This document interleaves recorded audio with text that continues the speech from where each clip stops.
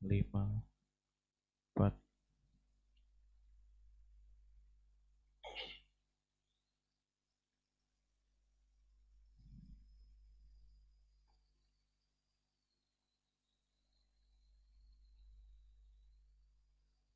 Assalamualaikum warahmatullahi wabarakatuh. Berikut kita akan menyimak sebuah kajian Islam ilmiah Ahlus Sunnah wal Jamaah yang akan dibawakan oleh guru kita, Ustadz Priyo Handoko, Sarjana Syariah. Beliau adalah seorang pengajar dari Pondok Pesantren Mahat Zadul Ma'ad, Talang Jambi, Palembang. Kajian berikut akan membahas sebuah kitab Minhajul Muslim, Syarah Syekh Abu Bakar Jabir Al-Jazairi. Pentingnya belajar akhlak. Kepada Al-Ustadz Tafadhol Mashkurah. Assalamualaikum warahmatullahi wabarakatuh. Alhamdulillah, nahmaduhu wa nasta'inuhu wa nastaghfiruh wa na'udzu billahi min shururi anfusina wa min sayyiati a'malina. Man yahdihillahu fala mudilla lahu wa man yudlil fala hadiya lahu. Asyhadu an la ilaha illallah wahdahu la syarika lahu wa asyhadu anna Muhammadan 'abduhu wa rasuluhu, amma ba'du. Segala puji bagi Allah Subhanahu wa taala yang telah memberikan banyak kenikmatan kepada kita semua. Baik kenikmatan yang terlihat itu bahwasanya kenikmatan, ataupun kenikmatan yang berupa musibah padahal itu menyakitkan. Maka ketahuilah semuanya di dalam dua kenikmatan tersebut terdapat kemuliaan yang mana Allah Subhanahu wa taala berikan kepada kita semua, agar kita menjadi hamba-hamba yang dekat kepada Allah Subhanahu wa taala, agar kita bisa menjadi hamba-hamba yang mendapatkan kemuliaan di dunia maupun di akhirat kelak. Kaum muslimin dimanapun Anda berada, semoga Allah Subhanahu wa taala senantiasa memberikan kekuatan kepada kita semua untuk mempelajari ilmu agama ini yang menjadi bekal kita untuk menghadap Allah Subhanahu wa taala. Salawat serta salam semoga Allah Subhanahu wa taala senantiasa mencurahkan kepada nabi kita tercinta sallallahu alaihi wasallam, hamba yang paling mulia, hamba yang memiliki kepribadian yang luhur, memiliki akhlak yang mulia, yang sepatutnya kita sebagai pengikutnya, umatnya, untuk meneladani apa yang telah dicontohkan dan dijelaskan oleh Rasulullah sallallahu alaihi wasallam. Walaqad kana fi Rasulillah uswatun hasanah. Karena di dalam diri Nabi sallallahu alaihi wasallam memiliki suri tauladan yang baik yang dengannya kita bisa ambil ibrah pelajaran, karena beliau sallallahu alaihi wasallam manusia yang telah dijamin oleh Allah Subhanahu wa taala akan kebaikan di dunia maupun di akhirat. Maka bagi siapa saja yang ingin mendapatkan kebahagiaan, kesuksesan, terlebih-lebih bisa menikmati indahnya kenikmatan surga kelak di akhirat, hendaklah dia untuk mempelajari, mengamati, memahami apa-apa saja yang telah dijelaskan oleh Rasulullah SAW dan dicontohkan oleh beliau sallallahu alaihi wasallam dari apa yang telah Allah perintahkan berupa akhlak yang mulia, kepribadian, perilaku yang baik, yang luhur. Maka pada kesempatan kali ini insyaallah taala kita akan menyampaikan beberapa poin penting tentang pentingnya kita semua sebagai umat Nabi SAW mempelajari akhlak, ilmu yang membahas tentang kepribadian manusia. Sebelum kita masuk ke beberapa kitab yang akan kita baca, yang akan kita kaji, salah satunya adalah Minhajul Muslim. Begitupun kitab-kitab yang lainnya, Makarimul Akhlak karangan Syekh Muhammad Shalih Al-Utsaimin. Begitu banyak ibrah pelajaran yang bisa kita ambil dari kitab-kitab tersebut. Maka pada pertemuan pertama ini, pertemuan perdana ini insya Allah kita akan menyampaikan banyak poin kaitannya dengan harusnya, pentingnya kita mempelajari akhlak. Mungkin saya ringkas dari beberapa poin saja, oleh karena sebab begitu banyaknya poin-poin kaitannya dengan pentingnya mempelajari akhlak. Lebih dari 20 poin mungkin. Maka kita buat seringkas mungkin poin mana saja yang begitu penting bagi kita untuk kita pahami, untuk kita pelajari, sehingga kita tergugah semangat untuk mencoba berusaha memiliki kepribadian yang baik dan luhur sebagaimana yang dicontohkan oleh Rasulullah alaihi salatu wassalam. Kaum muslimin yang dimuliakan Allah Subhanahu wa taala dimanapun Anda berada. Poin pertama tentang pentingnya kita mempelajari, memahami, mengkaji akhlak yang mulia, akhlak yang baik. Yaitu bahwasanya akhlak mulia ini adalah tujuan utama dari dakwah para nabi dan rasul. Silakan dicatat, adalah poin penting. Poin yang sangat penting. Yang pertama adalah akhlak mulia, kepribadian, perilaku, budi pekerti yang luhur, itu adalah tujuan utama diutusnya para nabi dan rasul. Oleh karena sebab itulah Allah Subhanahu wa taala perintahkan, Allah pilih dari segelintir hamba-hambanya yang di muka bumi ini untuk mengemban amanah yang berat untuk mengajarkan kepada manusia dan jin tentang akhlak yang baik. Begitu banyak dalil hadis, ayat maupun hadis Nabi sallallahu alaihi wasallam kaitannya dengan hal ini. Bahwasanya Nabi sallallahu alaihi wasallam telah mengatakan, dan hadis ini sangatlah terkenal, masyhur, tetapi hanya di telinga kita saja. Hanya berhenti di telinga kita saja, tidak masuk ke dalam hati kita, sehingga kita bisa mengambil pelajaran yang besar dari hadis tersebut. Hadis apa itu? Diriwayatkan oleh Imam Bukhari dan yang lainnya, bahwasanya Nabi sallallahu alaihi wasallam mengatakan, bu'istu liutammima makarimal akhlaq. Bu'istu liutammima makarimal akhlaq. Insyaallah dari kita semua mungkin sudah hafal di sini. Tetapi hanya artinya saja, kita tidak memahami apa sih ibrah, hikmah, faedah dari hadis ini. Dari hadis ini kita bisa ambil kesimpulan bahwasanya sebab utama seorang rasul, nabi dan rasul, Sayyidul Mursalin, yaitu Nabi Muhammad SAW, diutus di tengah-tengah umat manusia agar memperbaiki, menyempurnakan akhlak yang mulia. Kata Nabi SAW, aku diutus oleh Allah Subhanahu wa taala untuk menyempurnakan akhlak yang baik, akhlak yang mulia. Akhlak yang baik, akhlak yang mulia. Baik. Kaum muslimin yang Allah Subhanahu wa taala. Dari satu hadis ini begitu banyak faedah yang bisa kita ambil. Yang pertama, bahwasanya Nabi SAW telah menjelaskan kepada kita semua sebab dari diutusnya beliau SAW kepada umat manusia agar memperbaiki umat manusia dari buruknya perilaku mereka pada saat itu.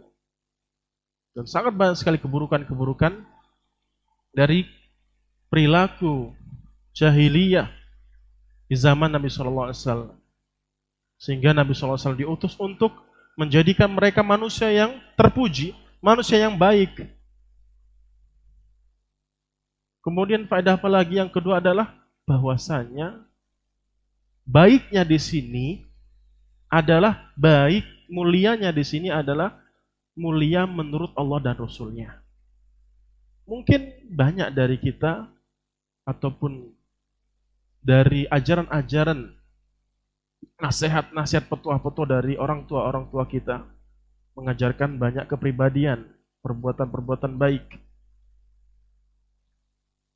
yang itu memang secara spesifik tidak dijelaskan oleh Allah dan Rasulnya. Contoh, seperti ketika adab bertamu. Misal ketika kita hendak melihat tamu yang hadir di rumah kita, hendaklah kita ketika menyambut mereka, kita buka pintu. Jangan malah ditutup atau dilihat dari jendela. Dibuka yang lebar, kemudian disambut. Begitupun ketika pulang. Tamu yang ketika pulang, jangan ketika dia keluar dari pintu kita tutup, kemudian kita tidak lihat dari luar rumah kita akan kepergian tamu tersebut. Nah, ini juga termasuk perbuatan baik yang diajarkan oleh orang tua kita. Jangan ketika tamu keluar, pergi, kemudian kita tutup pintu. Yang sepatutnya harus ada adalah ketika dia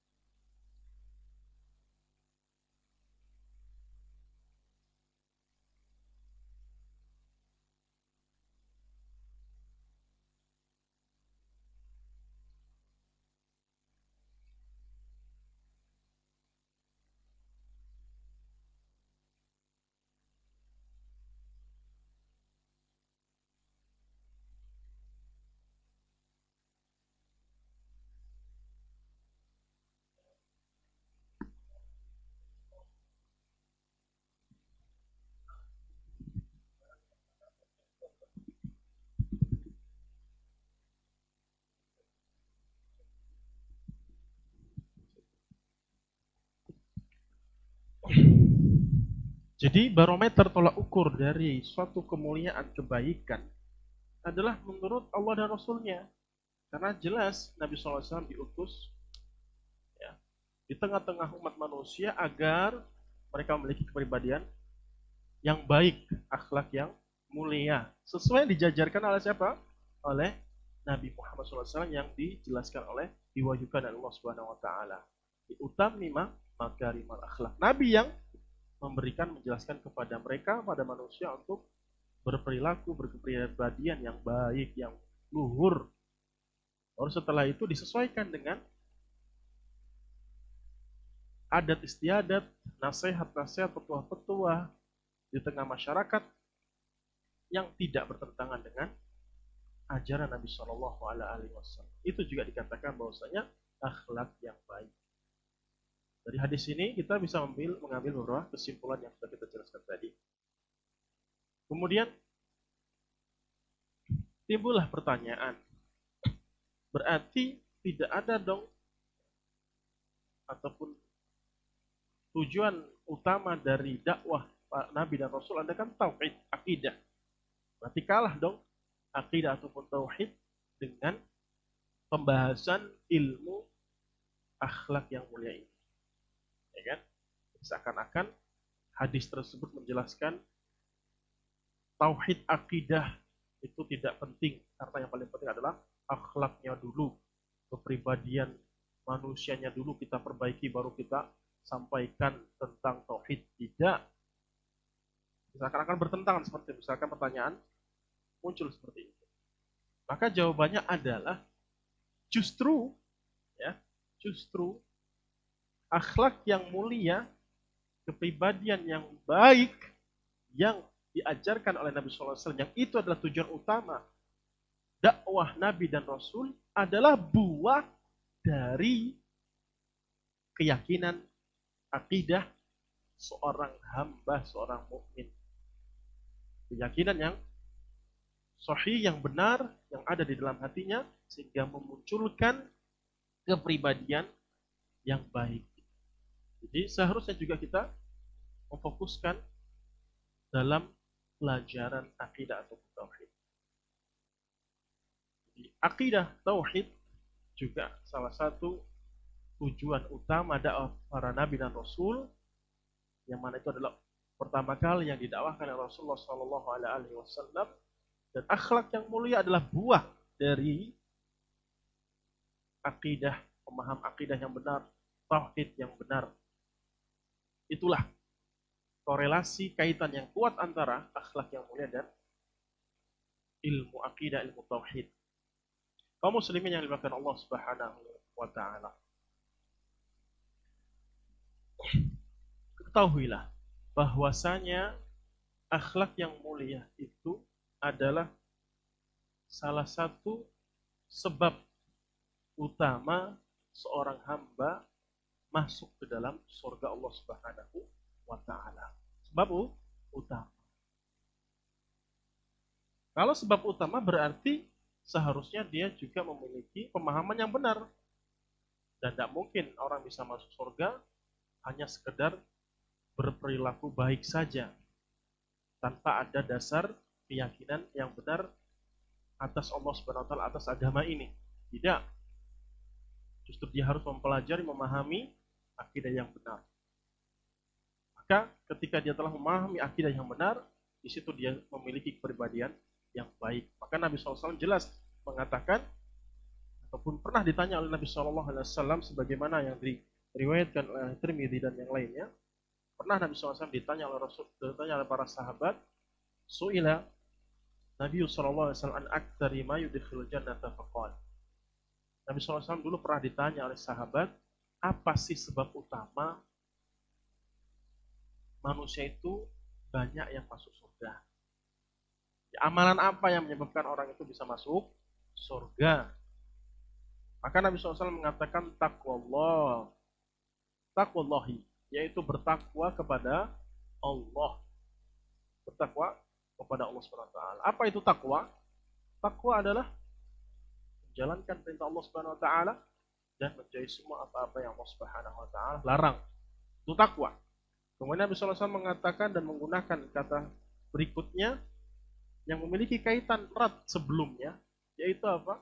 Wa husnul khuluqi, dan akhlak yang baik. Jadi seakan-akan Nabi SAW menggabungkan antara dua poin, dua makna dalam beragama. Apa itu? Bertakwa dan berkepribadian yang baik. Itu yang menyebabkan banyaknya orang itu, orang beriman, masuk surga Allah Subhanahu wa taala. Sehingga akhlak yang mulia ini adalah buah dari akidah, keyakinan seorang hamba terhadap agama ini. Kaum muslimin yang dimuliakan Allah Subhanahu wa taala. Itu poin pertama kaitannya dengan pentingnya mempelajari akhlak yang baik. Itu bahwasanya tujuan utama dakwah Nabi dan Rasul kepada umat manusia ini untuk memperbaiki akhlak mereka. Itu poin yang pertama yang singkat. Kemudian poin yang selanjutnya apalagi? Yang kedua adalah ketahuilah bahwasannya akhlak yang mulia, akhlak yang baik itu adalah sifatnya Nabi Muhammad sallallahu alaihi wasallam. Sifat Nabi Muhammad sallallahu alaihi wasallam.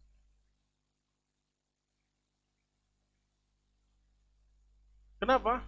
Karena Rasulullah sallallahu alaihi wasallam sabda bagaimana diriwayatkan Imam Ahmad dan yang lainnya dari sahabat Abdullah bin Mas'ud radhiyallahu taala bahwasanya Allah Subhanahu wa taala telah memilih Nabi Muhammad SAW untuk menjadi seorang rasul. Hadisnya seperti itu. Maka Nabi SAW mengatakan innallaha nadhara fi qulubil ibad wa wajada anna qalba Muhammad sallallahu alaihi wasallam khaira qulubil ibad. Fastafahu li nafsihi. Sesungguhnya kata Nabi SAW, sesungguhnya Allah Subhanahu wa taala dulu melihat hati-hati segenap hamba-hambanya. Ya, sebelum diutusnya Nabi Muhammad SAW, sebelum dipilihnya Nabi Muhammad SAW menjadi seorang Nabi dan Rasul, awalnya itu Allah Subhanahu wa taala itu melihat hati-hati segenap hamba-hambanya. Allah lihat. Allah Subhanahu wa taala lihat. Apa yang dilihat oleh Allah Subhanahu wa taala? Hati mereka, hati-hati mereka. Manusia, seluruh manusia. Maka Allah Subhanahu wa taala menemukan satu hati yang terbaik dan tidak akan pernah terkalahkan dengan hati-hati manusia yang lainnya, yaitu hati Nabi Muhammad sallallahu alaihi wasallam.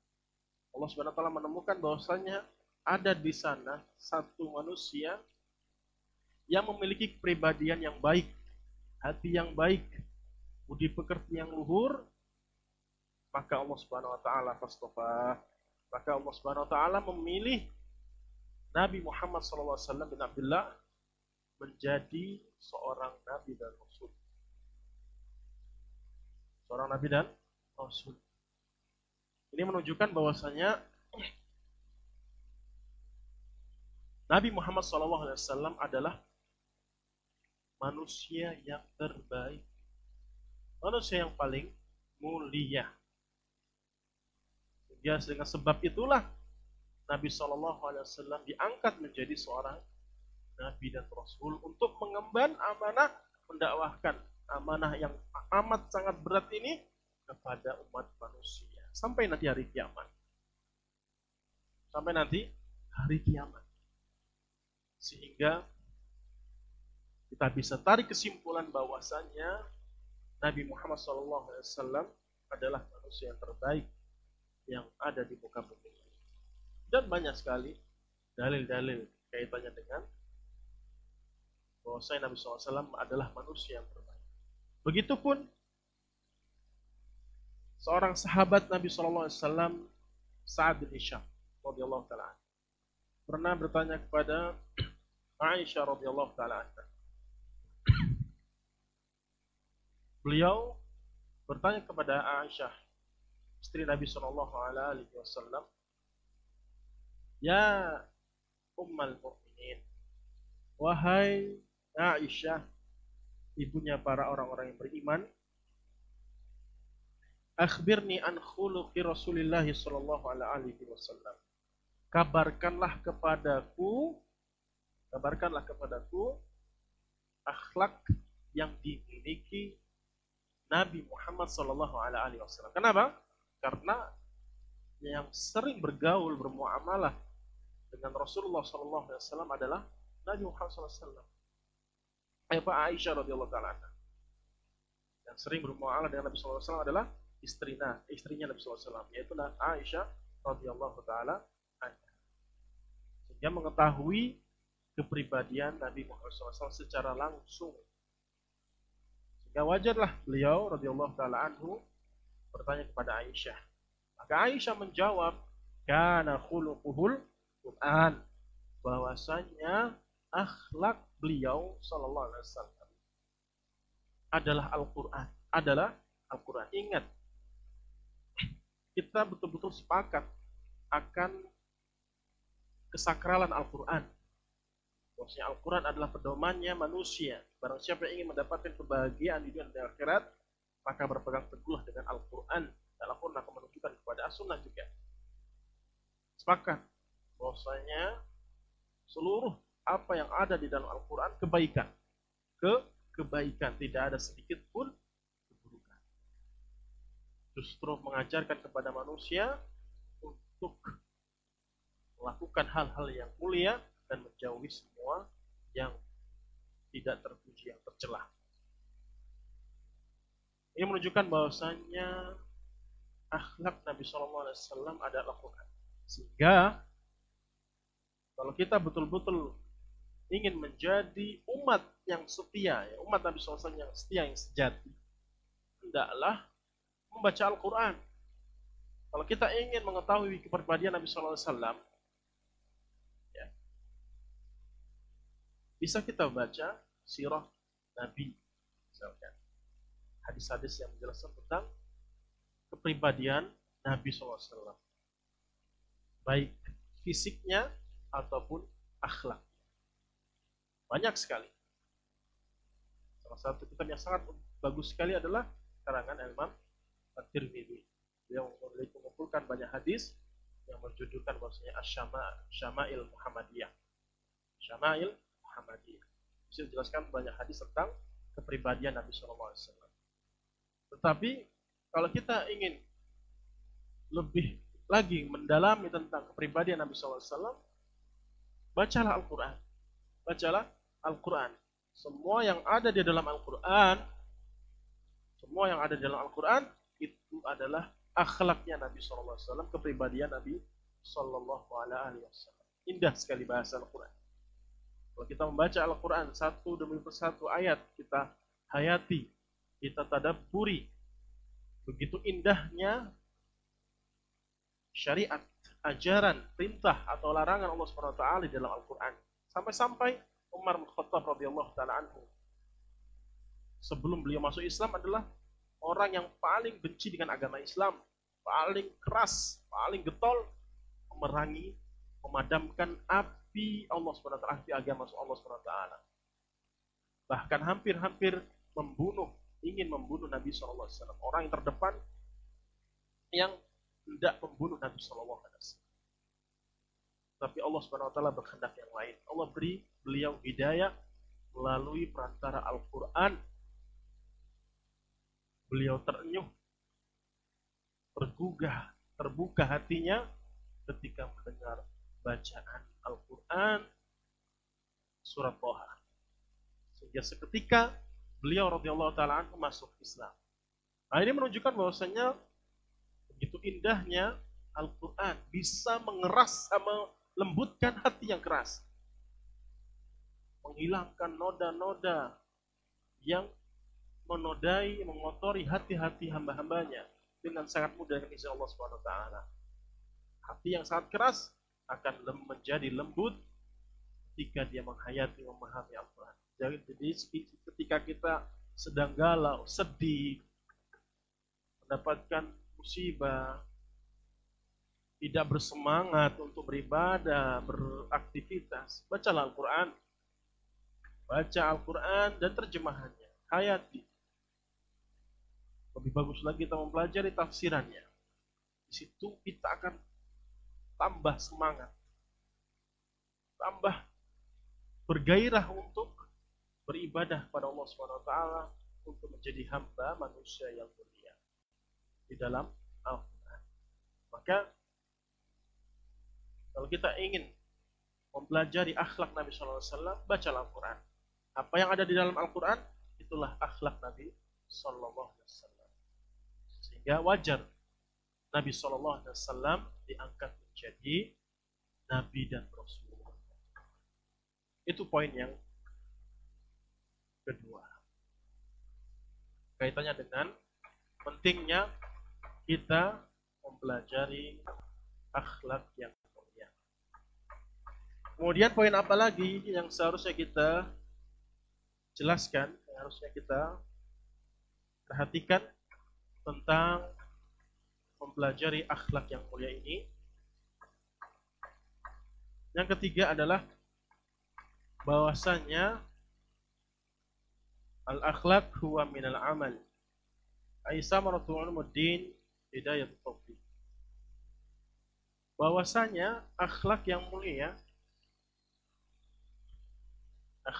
mulia, kepribadian yang baik, budi pekerti yang luhur, itu adalah amalan. Akhlak yang mulia itu adalah amalan. Jadi akhlak yang mulia, ilmu yang pelajari tentang kepribadian yang baik, seakan-akan kita sedang beramal, sedang beramal. Atau fokusnya di dalam perbuatan. Perbuatan. Atau kata lain adalah akhlak yang mulia itu adalah hidayah taufik Allah SWT. Hidayah itu ada dua, sebagaimana yang kita ketahui. Ada juga yang mengatakan 4. Tapi yang jadi fokus kita adalah hidayah terbagi menjadi 2. Hidayah ar-rushd. Hidayah ar-rushd. Hidayah ar-rushd adalah hidayah petunjuk tentang kebaikan. Mengertinya seorang hamba akan kebaikan-kebaikan. Mengertinya seorang hamba akan ilmu agama. Itu rushd. Jadi dia tahu nih, mana yang menuju kepada kebaikan, mana yang menuju kepada keburukan. Dia tahu apa yang harus dia lakukan, apa yang diperintahkan, apa yang dilarang. Dia tahu.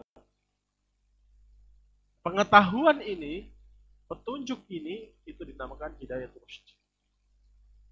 Ya hanya sekedar mengerti, memahami tentang ilmu agama.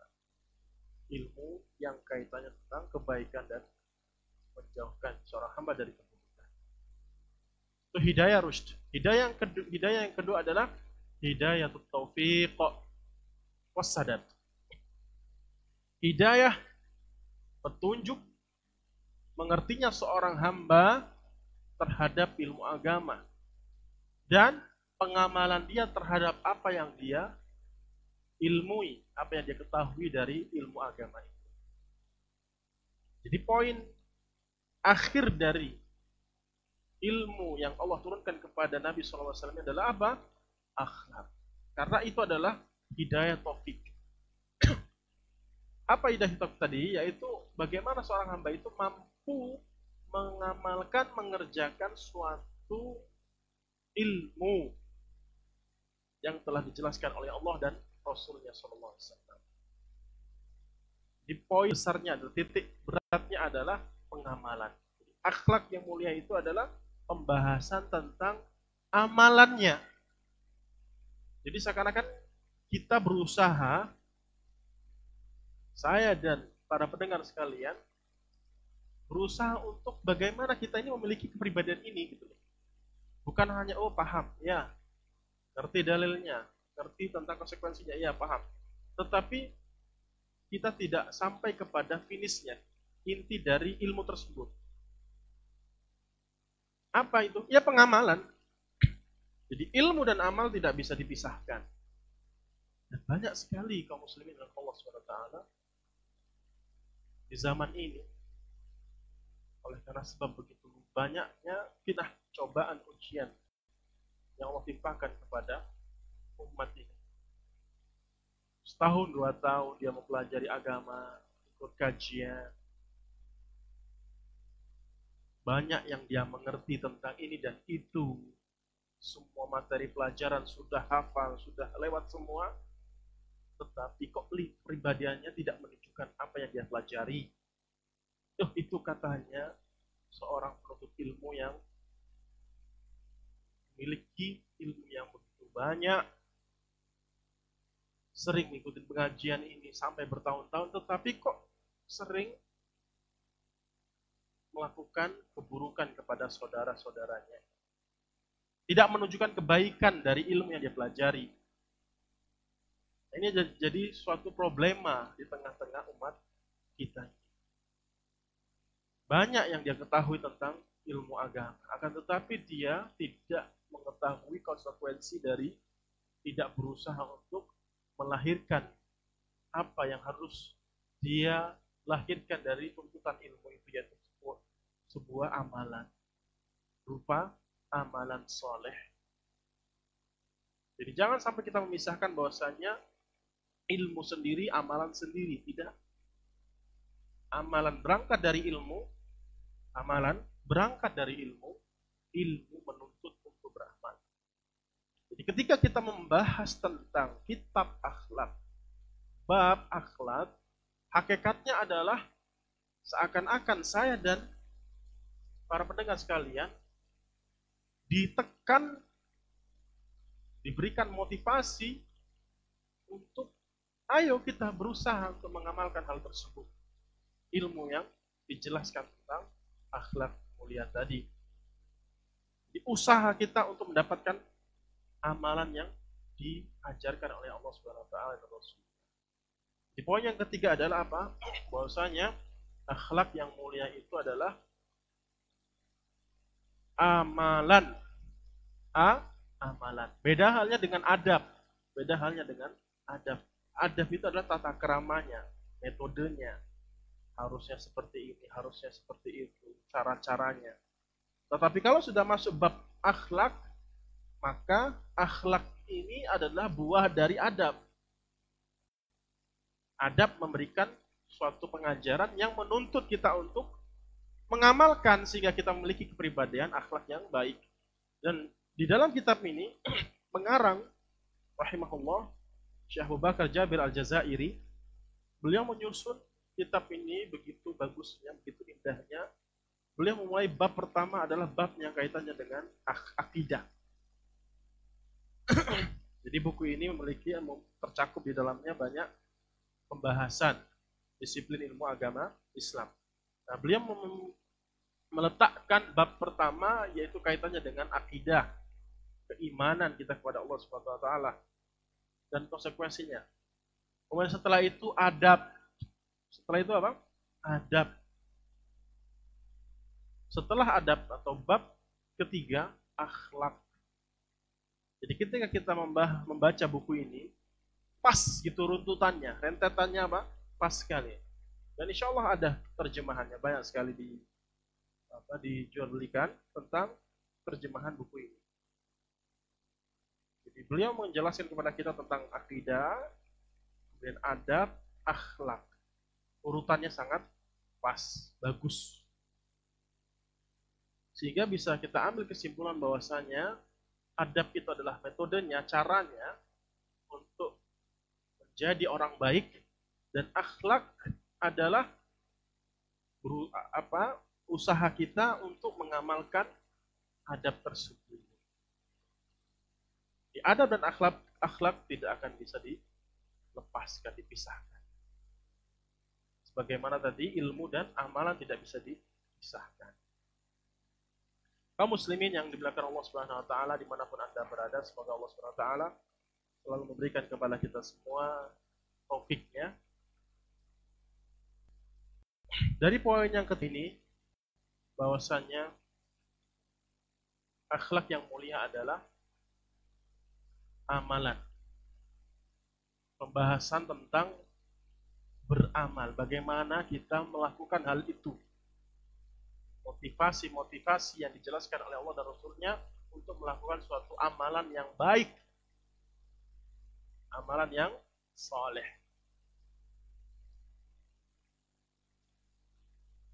Begitupun Nabi SAW, kalau kita melirik sedikit tentang bab pernikahan, kita melirik ke bab pernikahan. Di situ banyak dalil, banyak hadis tentang akhlak yang menjadi barometer seorang hamba untuk dijadikan menantu oleh seorang wali, atau syarat-syarat kita memilih istri atau memilih suami. Banyak sekali hadis-hadis yang berkaitan tentang akhlak di bab pernikahan. Salah satu contoh hadis yang diriwayatkan oleh Imam Ahmad dan yang lainnya, hadis yang sahih, Nabi SAW mengatakan, "Idza ja'akum man tardawna dinahu wa khuluquhu fazawwiju wankihu." Nabi SAW bersabda jelaskan kepada khitabnya kepada para wali, para ayah, para bapak yang memiliki anak perempuan. Perhatikan wahai para ayah yang memiliki wanita-wanita atau anak-anak wanita kalian. Simak hadis ini. Idza ja'akum man tardawna dinahu. Kalau datang kepada kalian seorang laki-laki yang mana kalian ridho, tahu, mengakui akan agama laki-laki yang datang kepada Anda tadi. Oh, berarti dia menunjukkan bahwasanya ini laki-laki ini memiliki agama yang kuat, pemahaman yang baik, yang bagus, yang benar. Nah, ini mertuanya tahu nih, calon mertuanya tahu nih. Kalau calon mantunya ini bagus agamanya. Wa khuluquhu, tidak sampai di situ. Tidak sampai di situ. Kalau kalian datang kepada kalian seorang laki-laki yang kalian telah akui akan agamanya, ridho dengan agamanya dan akhlaknya akhlaknya. Jadi dua syaratnya apa? Agama dan akhlak. Agama dan akhlak. Ini untuk memilih menantu laki-laki, atau dalam artian syarat untuk menjadi seorang suami. Seharusnya suami seperti ini. Apa? Dua. Din dan akhlak. Maka kata Nabi SAW, fazawiju. Jangan ragu-ragu lagi, wahai para wali, nikahkan dia dengan anak Anda. Jangan ditolak. Jangan ditolak. Maksudnya dua poin ini jadikan tolak ukur utama untuk memilih mantu laki-laki untuk anak perempuan Anda. Jangan barometernya atau tolak ukurnya adalah harta benda, sudah kerja, memiliki harta banyak, datang ke rumah menggunakan kendaraan mewah. Ditanya dulu, sudah punya kerjaan belum? Ya, jawabannya harusnya mantunya bilang apa? Saya belum punya pekerjaan tapi tetap bekerja. Biasanya apa standarnya? Ya harus memiliki pekerjaan tetap, PNS, kerja kantoran yang jelas masukannya. Nah, itu jadi barometer para wali di zaman ini. Seharusnya para calon mantu ya menjawab bahwasanya saya memang nggak punya pekerjaan, tapi saya akan tetap bekerja walaupun kerjanya tidak tetap, gitu ya. Tetap bekerja. Misalkan di sini nggak dapat, terus cari terus. Nah, jangan barometer untuk mencarikan suami anak Anda bahwasanya dia memiliki harta benda, ganteng dan yang lainnya. Maka barometer utama adalah agama dan akhlaknya. Ingat para wali, agama dan akhlaknya. Maka Nabi SAW mengatakan fazawiju, jangan ditolak gitu maksudnya. Jangan ditolak. Fazawiju, nikahkanlah anak perempuanmu dengan dia, karena kan dia kedatangan dia untuk melamar anak Anda. Jangan ditolak karena sebab dia miskin, gak ganteng. Tapi kalian sudah ridho, ini sudah diakui kalau laki-laki ini agamanya baik, bagus, sip, ya, dan memiliki akhlak pribadian yang bagus, baik. Jangan ditolak, nikahkan anak Anda dengannya, illa taf'alu. Kalau tidak, kata Nabi SAW, kalau tidak, ini bagus banget nih hadisnya, kaitannya ditutup dengan kalimat yang tidak. Kalau tidak, illa taf'alu. Kalau tidak apa ya, ditolak maksudnya. Takunu fil ardi fasadun arid. Fitnatun wa fasadun arid.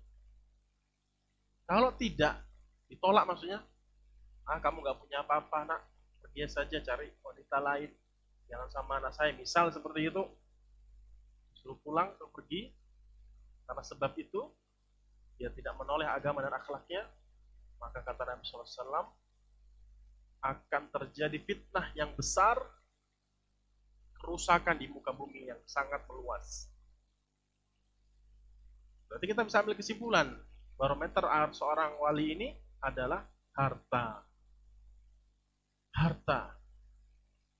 Dia pikir harta akan membagikan anaknya kalau memiliki suami yang kaya raya.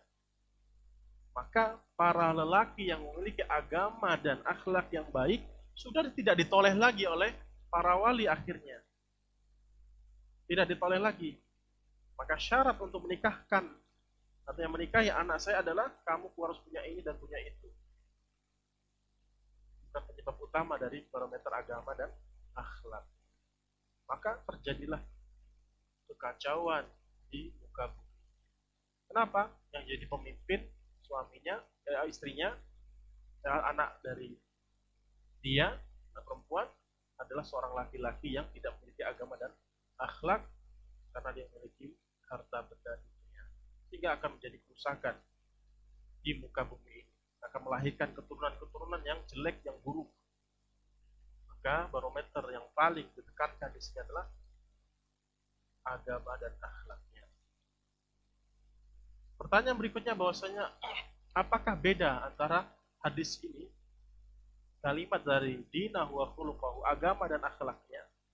Maka berlaku kaidah bahwasanya suatu kalimat, suatu jumlah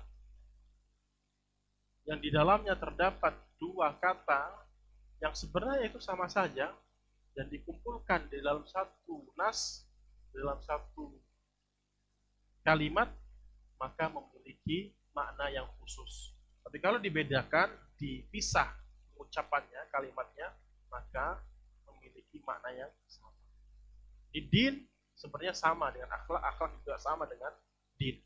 Tapi di sini Nabi SAW menggabungkan kalimat din dan akhlak dalam satu kesatuan hadis nas hadis. Maka di sini memiliki makna yang berbeda. Memiliki kekhususan antara kalimat din dan akhlak. Maksudnya di sini din adalah dia memiliki ilmu yang cukup, yang baik. Akhlak di sini adalah memiliki pengamalan yang baik pula. Nah, ini untuk laki-laki. Ini untuk laki-laki. Lalu bagaimana hadis yang kaitannya dengan calon mempelai wanita? Calon mempelai wanita. Nabi SAW mengatakan tunkahul mar'atu bi arba'. Wanita itu dinikahi oleh karena sebab 4. Limaliha karena hartanya, wali jamaliha karena kecantikannya, wali hasabiha karena keturunannya orang baik-baik, dan ditutup oleh Nabi SAW wali dinnya, dan karena agamanya. Nah, hadis ini hanya sekedar kalimatnya hanyalah agama saja, tidak ada kalimat akhlak di sini, tapi agama. Yang pertama dari bawah, limaliha hartanya, jamaliha kecantikannya, hisab atau keturunannya, dan yang keempat adalah karena agamanya. Fadfar bidzatid din taribat yadak. Maka pilihlah agama wanita itu, jangan pilih. Jadi kalau misalkan ada 4 wanita memiliki karakter yang berbeda-beda dari 4 ini, utamakan yang agama. Itu maksudnya. Kalau misalkan 4-4-nya ada, ya alhamdulillah. Gitu. Tapi itu sangat jarang sekali. Tapi kalau misalkan dihadapkan kepada Anda 4 wanita yang memiliki karakter yang berbeda-beda dari 4 ini, maka utamakan agamanya. Karena Nabi SAW yang memerintahkan langsung, fadfar bidzatid din taribat yadak. Ambillah, pilihlah wanita yang memiliki agamanya agar kamu selamat di dunia dan di akhirat. Maka hadis ini hanya menjelaskan kalimat din saja. Menjelaskan hanya kalimat din saja, agama. Jadi bukan hanya agamanya saja, maksudnya pemahaman dia saja, ilmunya saja, tidak. Di situ juga memiliki makna akhlak. Jadi di sini kalimat din tidak disambungkan, disandingkan dengan akhlak, tetapi kalimat sendiri din. Tetapi di sini memiliki makna akhlak pula. Din di sini memiliki makna akhlak. Dia harus memiliki ilmu agama yang baik, yang benar, dan pengamalan yang bagus, yaitu akhlak yang mulia. Dua hadis yang saling menguatkan antara satu dan lainnya. Maka di sini kita bisa, dari poin yang ketiga ini bisa kita ambil kesimpulan bahwasanya barometer kebaikan seorang hamba, ya, baik dari kalangan laki-laki dan perempuan, tetap kembali kepada akhlak yang mulia. Di situ Nabi SAW jelas-jelas mengatakan khuluquhu dan din, agama. Ya, akhlak ini adalah buah dari segala-galanya. Buah dari segala-galanya. Buah dari ketika kita mempelajari akidah, buah dari ketika kita mempelajari fikih, buah dari kita mempelajari tafsir, buah dari ketika kita mempelajari hadis, dan cabang ilmu yang lainnya. Jadi menuntut untuk berkepribadian yang baik. Itulah pentingnya kita mempelajari akhlak yang mulia, akhlak yang baik. Jadi pembahasan pada kesempatan kali ini kita cukupkan dari 3 poin saja. 3 poin tentang pentingnya mempelajari akhlak yang mulia. Insya Allah akan kita lanjutkan pada pertemuan berikutnya. Jadi yang pertama tadi kita ulang, bahwasanya akhlak yang mulia adalah tujuan utama dakwah para nabi. Kedua adalah sifatnya Nabi Muhammad SAW, ya, manusia yang terbaik. Kalau seorang hamba ingin menjadi hamba yang baik, maka contoh Nabi SAW, karena Nabi SAW telah direkomendasi kebaikannya oleh Allah Subhanahu Wa Taala. Dan ketiga, bahwasanya ketika kita membahas tentang ilmu akhlak adalah kaitannya dengan amalan. Dituntut kepada kita semua ketika kita mempelajari akhlak untuk diamalkan. Jadi betul-betul ditekankan untuk beramal. Berarti pembahasan yang lain tidak dituntut amal, tidak, tetap untuk dituntut untuk beramal, terkhusus di pembahasan akhlak. Itu saja yang bisa kita sampaikan. Masuk pertanyaan jawab ya, silakan kalau ada pertanyaan. Terima kasih Ustadz. Alhamdulillah. Ini ada beberapa pertanyaan Ustadz. Assalamualaikum Ustadz. Ustadz, kita harus mencari pasangan yang baik akhlaknya. Apakah boleh saling telepon atau sering berkunjung ke rumah calon pasangan agar bisa mengetahui akhlaknya baik atau tidak? Terus, berapa lama kira-kira waktu dari pertama kali nazar sampai dengan akad nikah yang baiknya Ustadz? Bismillah, saya jawab. Islam telah menjelaskan begitu detailnya, gamblangnya tentang kaitannya tata cara untuk kita meminang seorang wanita atau dalam pembahasan pernikahan. Mulai dari awal sekali dalam melamar wanita dan sampai ke pelaminan. Nah, ketika kita hendak memilih calon istri atau calon suami kita, maka hal yang pertama kali kita jadikan tolak ukur barometer adalah yang tadi sudah kita bahas, agama dan akhlaknya. Agama dan akhlaknya. Jangan dia orangnya baik tapi nggak ngerti agama, jangan. Dia punya ilmu agamanya yang baik, sudah bertahun-tahun belajar agama, tetapi kok akhlaknya jelek, buruk. Jangan juga. Baik laki-laki atau perempuan, harus dua-duanya kita tekankan, titik beratkan. Ilmu dan amalannya bagaimana sih dalam dia beragama kepada Allah Azza wa Jalla. Nah, caranya bagaimana? Dan telah dijelaskan oleh Allah dan Rasulnya. Jangan malah ya itu tadi bertemu, saling kunjung, ya, apalagi berdua-duaan. Kalau saling kunjung ya boleh-boleh saja, tetapi yang menemui itu adalah contoh misalkan laki-laki yang mahramnya, bapaknya, saudaranya, saudara si calon istrinya, itu yang ditemui, jangan calon istrinya atau sebaliknya. Temui mereka, ngobrol-ngobrol dengan saudaranya si calon istrinya, atau bapaknya langsung lebih baik, lebih bagus, ngobrol. Jangan malah, kalau sudah nador nih ya, sudah melihat misalkan, sudah mengetahui wajah masing-masing misalkan, maka setelah itu kita mencari info, atau sebelumnya juga bisa, sebelum nador, cari info tentang kepribadiannya, baik apa tidak.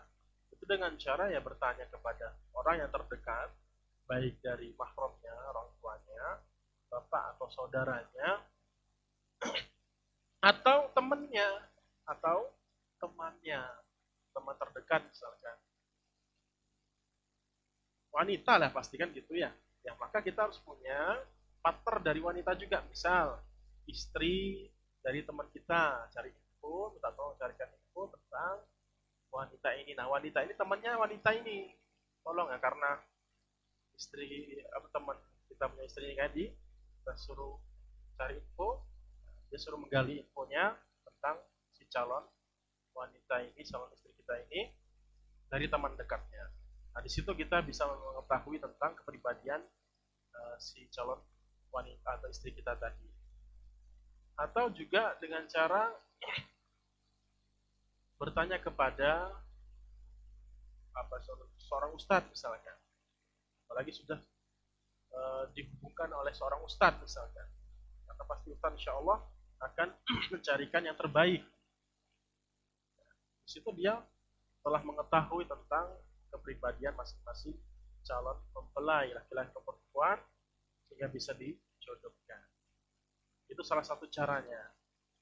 Jadi tidak harus, jangan malah berdua-duaan, saling kunjung. Ya, berdua-duaan pada intinya, kalau kunjung tidak masalah, tapi yang harus penuhi adalah mahramnya. Itu kita bisa menggali info untuk menetapkan bahwasanya ini baik atau buruk agama. Mungkin itu yang bisa saya jawab.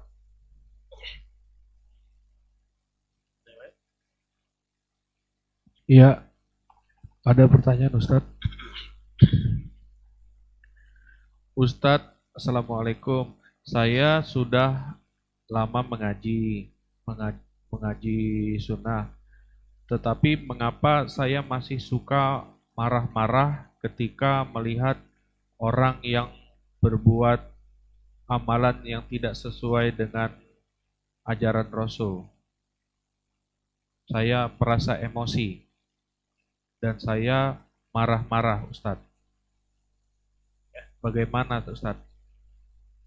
Apa yang Anda rasakan itu sangatlah baik dan sangatlah bagus. Itu adalah salah satu bentuk keimanan yang ada di dalam hati Anda, benci, menolak keburukan, kemungkaran yang muncul di sekeliling Anda. Bagus, itu sangatlah bagus.